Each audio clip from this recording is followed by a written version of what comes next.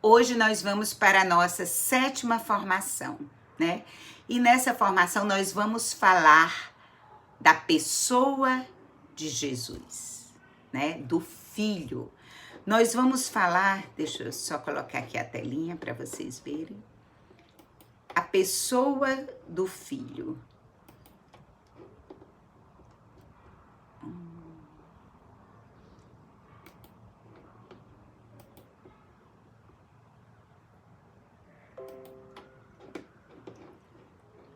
Aqui, se entrou. Deixa eu só arrumar. A pessoa do Filho, né? Então, a pessoa de Jesus, né? Jesus, deixa eu só arrumar aqui. Eu não aprendi bem ainda. Eu tô na realidade, não tô em casa, eu vou voltar aqui. Depois a gente vê. Então, a pessoa do Filho. A pessoa de Jesus. Deixa eu procurar aqui só uma coisa aqui. Tô com dificuldade com o meu mouse.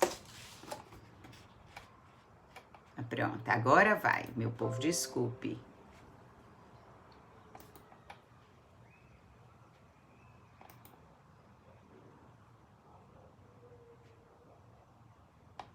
Pronto, agora vai. Então, a pessoa do Filho, né? Jesus, nós vimos semana passada a pessoa do Pai, né? Por isso que os exercícios para nós nos aprofundarmos na palavra de Deus, ela vem exatamente na palavra de Deus sobre, por isso que é importante o estudo bíblico, né? A oração pessoal. Então nós vamos, a primeira coisa que eu gostaria de perguntar para cada um de nós é: quem é Jesus para você? Eu queria que você parasse um pouquinho agora. Se eu perguntasse a cada um, não, vocês não vão precisar falar.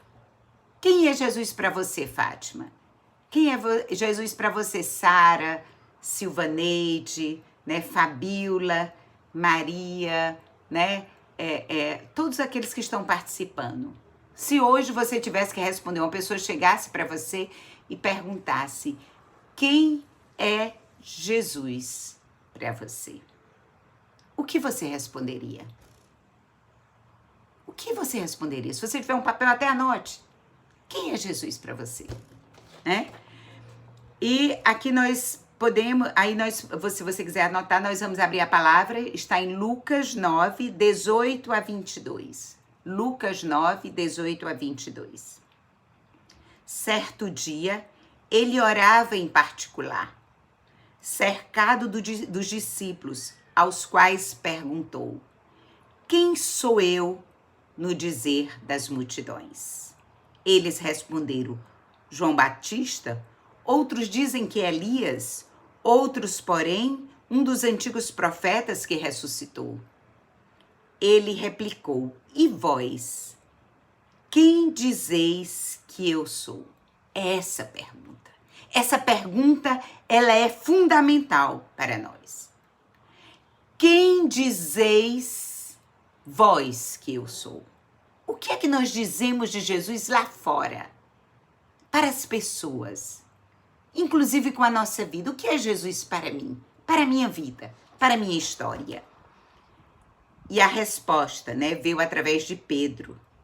Pedro diz: tu és o Cristo, Filho de Deus. Tu és o Cristo, Filho de Deus. E para nós, né, e já colocando, mas Janete, isso era na época, Janete, que ninguém conhecia Jesus, né? O povo não conhecia bem, misturava tudo. Vocês acham que hoje é diferente? Se você fosse responder agora, nós não vamos abrir. Geralmente, quando nós estamos no grupo aberto, né, que todo mundo presencial, eu abro.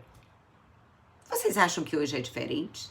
Meus amados irmãos, hoje nós continuamos com as respostas, muitas vezes, da multidão. Alguns dizem: ele é um profeta. Vocês sabem que para os muçulmanos, Jesus é um profeta. Só para vocês terem ideia. Para algumas religiões, por exemplo, Jeová, né? Para eles, Jesus é mais um, né? Mas Jesus não é o Salvador. Ele não é o Filho de Deus. Inclusive, eles só acreditam em Deus Pai. Não acreditam na Trindade. Outros dizem que Jesus era um grande iluminado que chegou até o ápice da perfeição humana e que agora é um espírito iluminado. O espiritismo pensa assim, que ele passou por várias reencarnações e hoje ele é o grande espírito iluminado. Outros ainda dizem que Jesus, eu até coloquei aqui, apenas que Jesus é um homem perfeito. Ou então, um grande idealista, pior, um grande revolucionário. Né? E assim vão dando conceitos, vão dando identidades erradas à pessoa de Jesus. O mundo está cheio de ideologias, cheio cheio de conceitos em relação a Jesus. Inclusive, tem pessoas que nem sabem que Jesus é uma pessoa, a segunda pessoa da Trindade. E aqui só um parênteses que eu estava me lembrando. Vocês sabem quem... A primeira vez, hoje, né, a psicologia utiliza muito, as ideologias usam muito o nome pessoa. Mas vocês sabem que quem primeiro chamou o homem de pessoa foi o cristianismo, foi os católicos, foi a Igreja Católica. Porque a igreja se deparou e no concílio que nós vimos, né, nas primeiras formações, concílio de Trento, né, no concílio de Constantinopla, foi determinado que eram 3 pessoas. Por que pessoa? Porque se relacionava com o homem.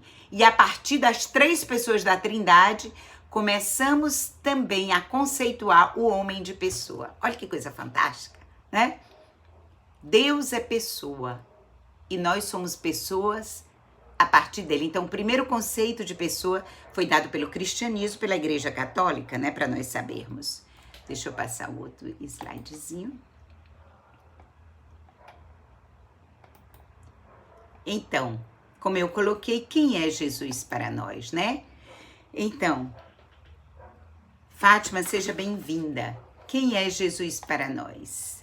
Então, se nós pegarmos a palavra, né, de Lucas, né, que nós pegamos a palavra de Lucas, que perguntou aos discípulos, ele precisava realmente levar os discípulos a se depararem daquilo que ele pensava. Olha só, os discípulos estavam sendo formados por Jesus pessoalmente, mas Pedro responde em nome de todos, inspirado pelo Espírito Santo. Mas muitas vezes nós caminhamos na igreja e ainda não declaramos Jesus como Pedro fala, o Cristo, Filho do Deus vivo. O Cristo, a segunda pessoa da Trindade. Cristo, Senhor da minha vida e da minha história. Então é preciso nós entendermos bem o conceito, a identidade de Jesus. Porque, meus irmãos, para os judeus, o nome significava a identidade e a missão, tá certo? Para nós, não, tá certo? Mas para os judeus, o nome da pessoa era identidade. Quem ele era e qual a sua missão. Então, quando Jesus é batizado no Jordão, tá lá em Lucas 3, de 21 a 22, Deus se revela a nós como o Pai, e revela o Filho, e revela o Espírito Santo. Nós vimos na outra formação, na primeira formação sobre a Trindade. Então, nós iremos tecer alguns comentários aqui dos nomes de Jesus, porque às vezes a gente diz, é Jesus, é Cristo, né? É o ungido, o Filho único de Deus. Então, vocês vão ver que na unidade, ele nos apresenta, cada nome de Jesus nos apresenta a sua identidade e a sua missão. E vocês vão ver aí no slide que tá Jesus, que em hebraico significa Deus salva. Nós sabemos que o nome Jesus foi revelado na Anunciação. Foi revelado a Nossa Senhora e foi revelado a Jesus. O anjo disse para eles que o nome da criança que iria nascer, que era o Filho de Deus, deveria se chamar Jesus. Yeshua. Yeshua, em hebraico. Deus salva, né? Que o nome de Jesus significa que o próprio nome de Deus está presente na pessoa dele, né? Você vê que ele já vem dizendo, Deus salva, ele é o Filho, ele é a segunda pessoa da Trindade. Jesus é Deus que veio para nos salvar. Então, a primeira coisa, quando perguntarem para vocês, isso não é coisa para decorar, mas é bom nós sabermos. O que é que significa? Quem é Deus para nós? Jesus, que o próprio nome já diz, Deus me salva. Deus salva a humanidade. Simples, né? Mas às vezes nós nem sabemos o que significa. E é muito importante, como eu digo para vocês, né? Que a formação no grupo do caminho é para formar homens e mulheres maduros na fé. Maduros na resposta com a sua vida, com a sua história, mas também com palavras. Vocês vão ver daqui a pouco por quê.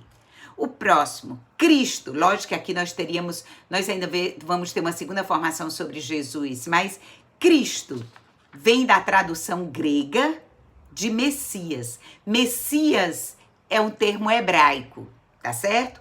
E no grego é traduzido para Cristo. Ou seja, Cristo e Messias são a mesma palavra. Só que Messias é na tradução hebraica e na tradução grega significa Cristo, que significa o ungido. Ungido. Vocês veem que aí nós vamos trazer, deixa eu ler aqui um pouquinho, né? O anjo, quando apareceu aos pastores, se nós lembrarmos lá em Lucas, né? Quando apareceu aos pastores no nascimento de Jesus, ele diz, anuncia que está em Lucas 2:11, o Messias, o prometido, o ungido, o Salvador. O Messias deveria ser ungido pelo Espírito Santo do Senhor, ao mesmo tempo, como rei, sacerdote e profeta. Quando Jesus, ele na tradução, ele é chamado de Cristo, ungido, e ele é ungido pelo Espírito Santo, né? Na realidade, quando ele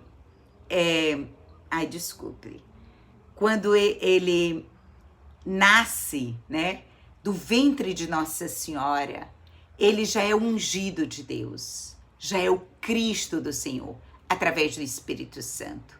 Então, ali no batismo do Jordão, ali se faz a revelação e ali também acontece essa unção, né? A unção do Espírito Santo por um profeta. Por quê? Porque se nós pegarmos, Jesus já era ungido, mas era necessário na sua humanidade acontecer também. Então, se nós pegarmos todo o Antigo Testamento, os profetas, eles ungiam os reis. Vocês lembram do rei Davi? Quando o profeta vai lá na casa de Jessé e que ele unge Davi como rei de Israel. Então, o rei, ele precisava ser ungido pelo profeta. E é tão belo, porque Jesus se deixa passar por toda, vamos dizer, o caminho que tinha sido traçado também no Antigo Testamento. Porque naquele momento, ele é ungido por João Batista como aquele que era ungido como rei, tá certo? Porque só eram os ungidos os reis. Ao mesmo tempo, essa unção que é dada a Jesus, ele ali é ungido também como profeta e como sacerdote e como rei. Profeta, porque ele vem anunciar. O profeta no Antigo Testamento, o último profeta foi João Batista. O profeta anuncia a palavra de Deus. Ele fala em nome de Deus. Então, Jesus é o profeta por excelência. É aquele que vem falar em nome de Deus e, ao mesmo tempo, é Deus. É profeta. Ele é rei, porque ungido como rei, o rei da humanidade. né? O nosso Rei e Senhor. Nós passamos há pouco tempo pela festa do Cristo Rei. Ele é o nosso Senhor e Salvador. E ele é também, ao mesmo tempo sacerdote. Por que ao mesmo tempo sacerdote? Jesus, ele é ao mesmo tempo sacerdote, porque vocês sabem que o sacerdote era quem sacrificava, seja bem-vinda, Anísia, sacrificava as oferendas para expiar os pecados do povo de Israel. Aqui Jesus, ele é ao mesmo tempo aquele que é sacerdote, mas ele é aquele também que é a oferenda. Então, Jesus, nele está toda a plenitude do Antigo Testamento. Jesus é o profeta dos profetas, né? Ele vem e anuncia, nós já vimos aqui antes, que ele era o Deus que salva. Mas ele é o profeta que anuncia a palavra de Deus. Ao mesmo tempo, ele é o sacerdote e ele é o quê? É a oferenda. É o cordeiro que vai ser imolado. Porque Jesus, ele oferece a oferenda que é ele próprio para a salvação de toda a humanidade, né? E ele é o nosso Rei e Senhor. Eis a outra, né? Então, o Cristo, o ungido, o Messias, ele tem exatamente esse significado, né? De todas, vamos dizer, ele se identifica com humus de profeta, de rei e sacerdote. Que nós também, viu? A partir do nosso batismo, somos ungidos. E também em nós nos é dado esse humus tríplice de Jesus. Que hoje não é dia de nós falarmos sobre isso, mas nós vamos ter uma formação sobre esse humus, esse tríplice, né? Desculpe. Essa tríplice missão que nós somos ungidos no batismo também para a mesma missão de Cristo. Então, o outro nome que Jesus tem na sua identidade, Filho único de Deus. Nós podemos pegar, inclusive, Mateus 16, de 13 a 17. Pedro reconhece que Jesus, o caráter transcendente da filiação de Jesus. E é interessante que São Paulo, eu nem coloquei aqui, em 1 Coríntios 12, 3, ele diz: ninguém pode dizer Jesus é o Senhor a não ser no Espírito Santo. Por isso a nossa insistência. Precisamos estar ungidos pelo Espírito Santo para reconhecermos que Jesus é Filho único de Deus. Dizermos também que Jesus é o Senhor da nossa vida. Eu já pego aqui o Kyrios, o Senhor da nossa vida e da nossa história. Porque São Paulo, ele diz, não se pode dizer que Jesus é o Senhor a não ser pelo Espírito Santo. Por isso que também a palavra, né, de 1 Coríntios, ele vem nos dizer, por isso que o Senhor, ele vem com gemidos inefáveis, porque nós não podemos dizer. E o próprio Espírito Santo vem em nós e vai nos revelando e vai nos levando a dizer na nossa vida, com as nossas palavras, mas também com a nossa história. Jesus é o Senhor da minha vida. Eu não faço mais isso, eu não quero mais isso na minha vida, porque eu declaro o senhorio de Jesus. Então, que eu já disse, né? Porque a palavra Kyrios, né, como eu já tinha colocado, que é Senhor, é uma palavra também que está sempre na tradução grega no Antigo Testamento. E aqui eu ainda gostaria de dizer, né, que ao longo de toda a vida pública, seus gestos, os gestos de Jesus, os gestos de domínio sobre a natureza, sobre as doenças, sobre os demônios, sobre a morte e o pecado, demonstraram sua soberania divina. Confessar ou invocar Jesus como Senhor é crer em sua divindade. Por isso que nós devemos declarar Jesus o Senhor da minha vida, Jesus o Senhor da minha história, Senhor o Jesus da minha família, do meu trabalho. Porque à medida que nós vamos declarando o senhorio de Jesus, nós estamos colocando tudo embaixo, né? Dentro do coração do Senhor. Estamos declarando que a nossa vida pertence a Deus. Ele é o Senhor da nossa vida. Isso é acreditar, isso é declarar a mesma declaração de Jesus, de Pedro. Tu és o Senhor, né? Como ele diz, o Deus que me salva, o Deus que vem, o Deus que morreu por mim. E é por ti que eu quero viver. Porque, meus irmãos, só conhecer conceitos não quer dizer muita coisa. Porque declarar que Jesus é o Senhor da minha vida é colocar toda a minha vida de acordo com a palavra de Deus, com a vontade do Senhor. Isso é o senhorio. Às vezes falamos tanto de senhorio e vivemos tão pouco, né, o senhorio na nossa vida. Às vezes, dentro do nosso trabalho, às vezes na igreja, nós até fazemos na comunidade, fazemos até as coisas todas direitinho, né? Segundo a vontade do nosso coordenador, né? Do fundador, do sacerdote. Mas quando saímos da porta da comunidade ou da igreja, fazemos da nossa vida o que nós queremos. E Deus hoje, Ele nos chama de acolher a pessoa de Jesus como Senhor. Aí eu repito a palavra, eu vou voltar aqui só para nós vermos. A palavra que eu coloquei no início. Quem é Jesus para nós? Quem é Jesus para nós? É aquele que que eu deixo direcionar a minha vida? Que a minha vida está pautada na sua palavra? Eu acredito que Jesus veio para me salvar e Ele é o único Salvador?